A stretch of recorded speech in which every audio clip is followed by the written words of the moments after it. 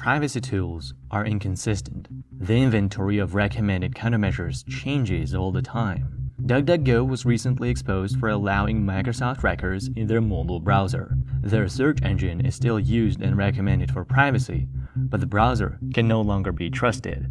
This happens all the time. An emerging privacy tool is recommended for a long while, only to be advised against overnight. Companies drop support, they change ownership, or security research invalidates their merits. On the long enough timeline, you can't trust any single product. So what if instead of focusing on the tools, you'd learn a consistent method that would help you proactively mitigate privacy threats as they arise? You'd be able to actually evaluate your own exposure and adapt your privacy strategy to your needs at your own pace as the threats emerge. You wouldn't be using privacy tools improperly, and you wouldn't get a false sense of security, because every decision would have a reason. This is exactly what this guide aims to give you. It will introduce you to a tested methodology with which you will be able to achieve strong privacy. The secret is to start with a threat model.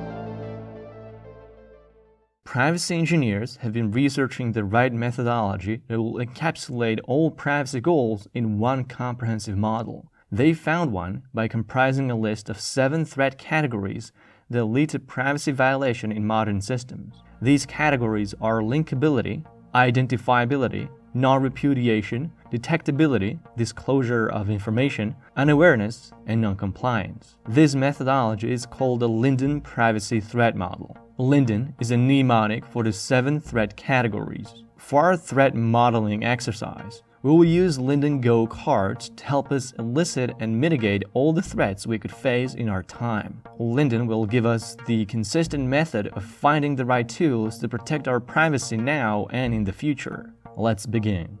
The first step of our threat modeling journey will be to identify our assets, that is, what we are trying to protect. This is all the personal information created by us or generated by our usage of apps and services. Information can be broadly split into 2 categories: transactional data and contextual data. You want a document collection of both of the data categories. Transactional data refers to the content of the communication, while contextual data mostly refers to the metadata. They are both equally sensitive and can share the same type of data. For example, you can privately share your location with a contact in an encrypted message, but your location will also be embedded in the message metadata in the form of an IP address. The IP address will be visible as metadata to organizations carrying your traffic, such as your internet service provider, or the government. Metadata attributes usually inform about the date and time of creation of the data, date and time of sending and receiving the data, original location, author, source, size, and quality of the data. All of this metadata is unique, open, and traceable. It is rarely protected, and we kill people based on metadata. When you're building a data inventory, you want to document both of these data types. But we don't want to just know what our data assets are, we also want to know where they travel and reside. We want to know if our data is collected, how it is stored, and whether it is shared with third parties. To do this, we start by compiling a list of all apps, services, and devices we use. Then, for every service or organization behind those services, we want to create a table of data flow components to estimate where our information assets exist. The first component will be reserved to our credentials. This is any username-password combination, biometrics, phone numbers, or email addresses used to log in to online accounts. The second row belongs to data collected by organizations providing us apps and services. This is where we can identify transactional and contextual data assets that leave our devices. The third row is for data shared by service providers with third parties. We also want to know whether they share with them the content of our data or just the context. The fourth row will document every data type retained by organizations and entities for any period of time. This should also include client data stores, such as password manager database on mobile phone storage. The fifth row is for data processing. Companies often process your data, such as your transactions, billing information, or booking details. If an organization processes your data, making an inventory will help you see if it is proportionate to the required purpose or not. With the data inventory nicely organized, we are ready to move on to the next threat modeling step: identifying adversaries. That is, who we are protecting our data from. Because privacy is a different goal than security, our adversaries aren't just going to be external attackers. Even fully authorized entities with legitimate access to our data are a privacy threat. In our method, we'll consider three main threat sources. External attacker is an adversary with an unauthorized access to communication or stored data. These are your malicious hackers, intelligence agencies, or criminal groups. Organizational source is a company or an entity that handles your data in a privacy-violating way. This also includes a malicious employee abusing your data. The list of apps and services in your data inventory will help you identify these entities. This is useful to know when avoiding these organizations for privacy reasons or seeking retribution for violation of your privacy rights. Receiving party are third parties that organizations share your data with, but they can also be receiving ends of your communications. Tracking down who holds copies of your data will come in handy when we'll try to eliminate our data footprint during threat mitigation. Now that we know the who part, it is time we identify the threats to our privacy, or what we want to protect our data from. We will use the Linden threat list of 7 privacy threats and ask corresponding questions about every service in our data inventory. We will know how to answer these questions because our data inventory will tell us what every service does with our data. For each system from our data inventory, we'll create a mapping table. This is a table with the same rows for the data flow components as we had for our inventory, but we add 7 new columns for each privacy threat. When an answer to a question leads to a threat for a given category and a data component in our inventory, we'll mark it in our mapping table. If you want to follow this exercise thoroughly, you can download or play LINDDUN Go cards from linden.org/go. The first threat on the list is linkability. Linkability is the ability of an attacker to find the link between two items of interest even without knowing the actual identity of the subject. Linkability can lead to identifiability and inference and is impacted by data minimization and anonymization. The questions you want to ask are you reusing the same credentials and is the service using them to track you? Is your behavior creating a sufficiently unique pattern as to be linkable? Do you submit personal data that the provider can link together? Does the service collect linkable metadata? Does the service share your data with third parties that can be linked? Is the service minimizing or anonymizing stored data, that is, by storing aggregate sets instead of individual profiles? Linkability often leads to inference and profiling that can have discriminatory impacts on data subjects. For example, if your neighborhood has a higher percentage of people with a certain disease, your insurance fee might be higher than in the surrounding areas. Identifiability is the ability of an adversary to identify a subject within a dataset.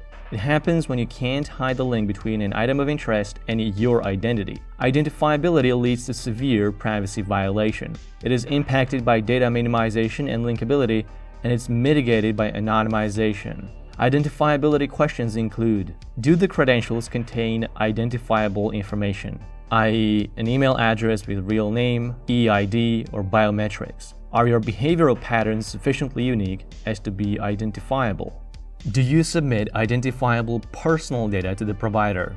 Is the provider collecting identifying metadata? Is your identifiable data shared with third parties? Is the service storing identified data without minimization or de-identification? Can a retrieving party request identifiers from the stored data? A modern example of identifiability is pattern recognition AI. Your behavioral patterns are often so unique you can be identified even if you're anonymous. Browsing, listening, or viewing habits are common usage patterns that lead to identifiability with a high degree of certainty. Sometimes you will have to make a trade-off between mutually exclusive privacy and security goals. That is the case of non-repudiation. Non-repudiation means not being able to deny a claim or an event. In terms of privacy, it's the opposite of plausible deniability. Non-repudiation is a useful security property for e-commerce application systems, where a receipt is used as evidence a user received an item from the vendor. But for systems such as online voting, off-the-record messaging, or whistleblowing, non-repudiation is a severe privacy threat. If you need plausible deniability, ask these questions about a system.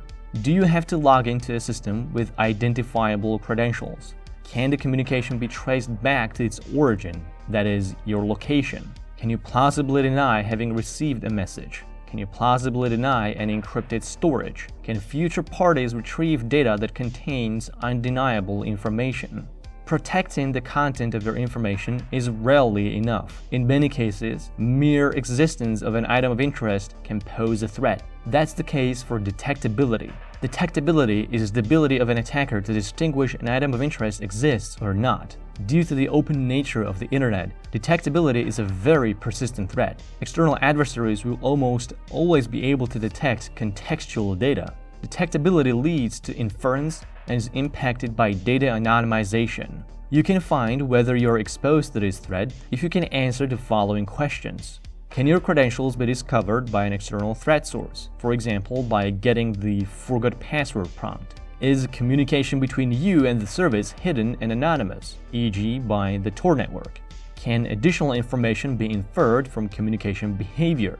Can storage actions and data retrieval be detected by an external threat actor?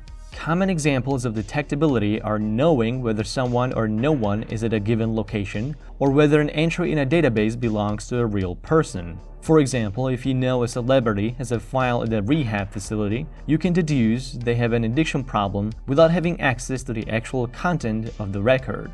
Our privacy threat model cannot be complete without a complementing security analysis. Your privacy solutions need to have a security model. Without one, you're exposed to the threat of information disclosure. Services from big to small fall victim to data breaches on a daily basis. The longer an organization retains your data, the higher the likelihood it will be leaked. If you're storing your data in the cloud, you should always assume a breach and prepare accordingly. Disclosure of information happens as a breach of confidentiality and can be impacted by authentication and authorization. Common vectors for an attacker to gain access to data is if encryption is improperly implemented or lacking completely, the system is not patched with security updates, when the attacker acquires privileged access to the system, or when they compromise login credentials or device secrets. Other attempts can include spoofing, where a phishing attack tries to impersonate a legitimate entity to trick a target into revealing information. Disclosure of information is most likely to happen when data flows into and out of a system entering data store. Keep in mind that data isn't stored just in the cloud, but also on your devices. One of the reasons privacy tools often don't work to protect people's data is because of the users being unaware as to how to use them properly. Unawareness is a seriously neglected privacy threat. When you're not aware of the impacts of sharing your data, that's where you're most exposed. Your privacy routine needs to be supported with at least basic research and understanding. You need to carefully evaluate the following. Are you sufficiently informed about your data being collected and/or processed? Does the system provide user-friendly privacy controls, and are the default settings privacy-preserving? Does the system that stores your personal data provide an easy mechanism for requesting a copy of the data? Can you request, remove, or rectify your personal data from the service? Does the system require an informed consent before data is processed? Can you easily withdraw your consent? Unawareness is, in my opinion, the most common problem of modern-day privacy issues. Users tend to submit way too much information to service providers without a second thought. Much of privacy violation could be easily avoided by merely giving less data about yourself and tightening your privacy settings. Large portion of the blame lies on the backs of service providers. Organizations or malicious employees can often violate privacy rights by breaking regulations and corporate policies. Non-compliance is the last threat in our threat model, but it is probably the most rampant. Non-compliance shouldn't just be about what's in the legislation. It should also be about upholding the best data protection principles, such as purpose limitation, proportionality, storage limitation, or principle of least privilege. You can benchmark apps and systems with the read access to your inventory by asking these questions about them. Do they collect more personal data than required for the purpose? Is the data being processed without your consent? Is more of your data processed than required for the purpose? Does the process make decisions without human verification? Can you object to the automated decision? Is the service storing more personal data than required for the purpose? Once you shuffle between all privacy threats for each service in your inventory, you now have a reliable view of what threats your personal data is exposed to. This will help you tremendously with the next and the final step of our threat modeling exercise: threat mitigation. Each threat to your assets should be mitigated with a countermeasure, but how do you know which countermeasures to choose and when to replace them with better ones? Our threat model gives us a consistent methodology to choose the best strategy for our needs and tweak it when the situation requires it. Our list of mitigation strategies and privacy-enhancing techniques will include protecting our identity, protecting data, guarding exposure, and maximizing accuracy. Each of these strategies is designed to mitigate several privacy threats at once. Let's dive in. Identifiability and linkability lead to the most severe privacy violations, so we want to tackle these first. Linkability of credentials is best mitigated with the use of anonymous one-time credentials wherever possible. Never use the same username and password combination for more than one service. To manage unlinkable identities, use a secure password manager. To mitigate information disclosure threats, create an encrypted offline password database and protect it with a long passphrase. Currently, good password managers for this are KeePass XC and Bitwarden. Never rely on passwords only, even if they are strong and unique. Always request two-factor authentication. Use a non-identifiable method such as an OTP app or FIDO security tokens. The FIDO keys are your best option as they also defend against phishing attacks on your accounts. Avoid using your phone number for SMS codes to mitigate identifiability, non-repudiation, and detectability threats. Protect your anonymity as much as possible. Avoid identifiable login credentials where allowed. Find out if you're legally allowed to give false information to the service. Oftentimes, you can get away with it. This is not a legal advice. Get an anonymous email account and sign up for an email alias service and generate new aliases for every use of a new service. Services that don't allow you to dissociate their use from your identity should be treated as violating. If you use these apps on your phone, try to compartmentalize them in a separate user profile so that they can't track your personal data and link them to your identity. The most secure way of doing this is to create new profiles on Graphene OS or Android. iPhones do not have this feature built in. Confidentiality of your content is essential. Services that don't encrypt your messages end-to-end should be treated as untrusted. If you have to use them, do not share sensitive content on these apps. Never use a website or a server that doesn't encrypt data in transit with HTTPS or TLS. Find services with strong encryption protocols. For instant messaging, the best standard are Signal and Briar. For email, use an encrypted provider such as Tutanota or ProtonMail. Keep in mind that your messages are going to be stored on your devices, and this could lead to an information disclosure threat. Always download apps from official repositories such as Google Play Store or App Store. Keep your system and apps updated at all times. Get the most secure device you can afford. Budget phones from the Pixel lineup are currently the most secure on the market, with iPhones being their only real competitor when it comes to security. Mobile phones will, however, require you to sign in with your real phone number and will collect your location and usage data. This leads to linkability, identifiability, non-repudiation, and detectability threats introduced by your Google account and Apple ID. This is why Pixel phones are the best option for privacy, because they allow you to install Graphene OS and completely remove all Google services from your phone, thus mitigating all the aforementioned privacy threats. For device security, don't trust biometrics for authentication. Avoid fingerprint readers to unlock your phone, as your fingerprints can be easily copied from the prints you leave on the phone itself. Set your device to always request a passphrase or a PIN code to unlock your phone or laptop. Context is just as sensitive as content. Contextual metadata makes you easily identifiable and your activity is linkable. Metadata often serves as evidence of sensitive information and can be detected at virtually all times. The best mitigation strategies to protect contextual data is to anonymize your traffic and minimize your footprint. The best anonymization tool available is Tor. On your phone, you can use Orbot either system-wide or for specific sensitive apps. For example, you can use Orbot to anonymize your messaging apps and use Tor browser to anonymize browsing and search traffic. Your IP address will lead to an approximate location and is unique enough to identify you. If you can't use Tor, you can obfuscate your IP address with a reputable VPN service. Some apps that offer end-to-end encryption of content often do nothing to protect your metadata. Services like iMessage from Apple and WhatsApp from Facebook are examples of privacy-invasive metadata policies that pose significant linkability, identifiability, non-repudiation, and detectability threats. This is where minimization comes to the rescue. Use a messenger that implements a version of the off-the-record protocol or sealed sender. These were designed to make communication deniable from an external observer's perspective. Signal and Briar both implement metadata protection.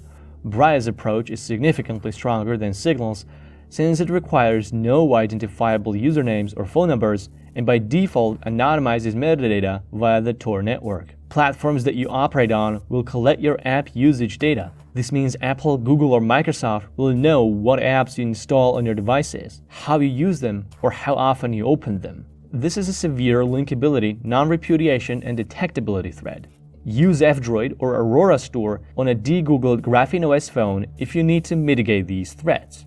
For every system in your data inventory, go through the settings and find anything related to privacy and security. Use relevant data removal tools to delete image metadata, clear your browser history, and erase data from the hard drives. Check for any privacy controls and feedback tools you can take advantage of and be aware of what can and can't be controlled. Take advantage of the privacy controls presented to you. Don't just dismiss the pop-up windows with a quick I agree toggle. Reject cookies and trackers at every opportunity. Force services to respect your consent by routing your traffic through VPN servers in the European Union, where privacy legislation is stricter than elsewhere. Don't underestimate this step. Hardening your privacy settings will legally bound companies to protect your data. If they violate your consent, you could at least have legal grounds to get them to compensate you for damages. This is not a legal advice. Whatever data ends up in a database will be exposed in a breach sooner or later. Either that or a lucrative deal will find its way to your data. Encrypt all the data you send to the cloud with the strongest encryption protocol available and a key only you own.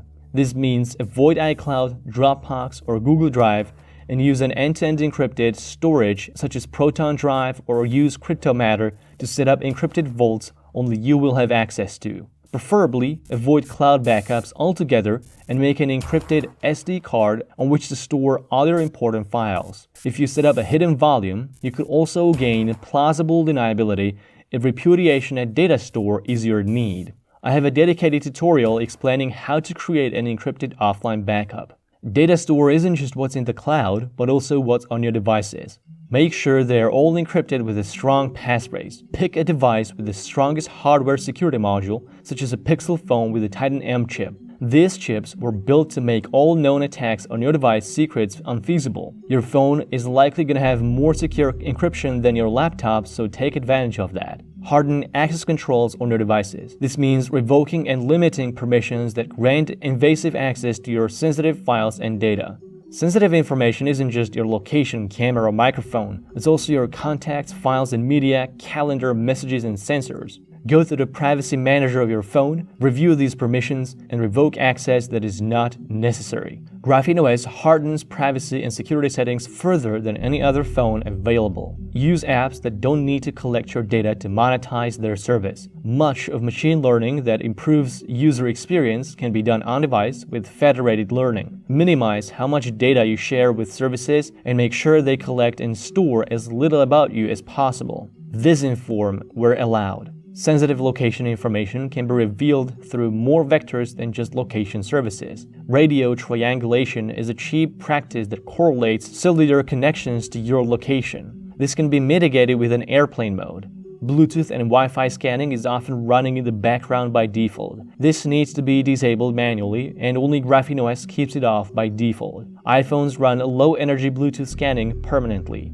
Request a copy of your data from all the service providers on a regular basis so that you know exactly what info they collect. Review how much data they have on your file and request full deletion. There's usually going to be a process for this at most major services. There's a list of people search databases that will harvest your personal details for sale. Contact these services one by one with a request to remove all of your data in their files. Send these requests routinely every few months or years, depending on the amount of data they collect.